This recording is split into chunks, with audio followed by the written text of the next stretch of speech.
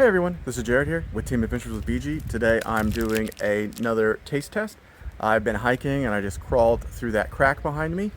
So what we've got with the Larabar Lemon, vegan, vegetable based, no dairy, no added sugars. So some of its calories or nutrition data: 200 calories, 10 grams of fat, 24 grams of carb. 3 of those are going to be dietary fiber, 16 grams of sugar.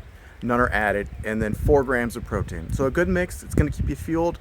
Let me get it open and tell you what it tastes like. Okay, here it is. You thought it was going to be yellow, kind of like a lemon bar. It's not. It's definitely full of nuts. It's sweet from the beginning. Then you taste the lemon flavor. It's good.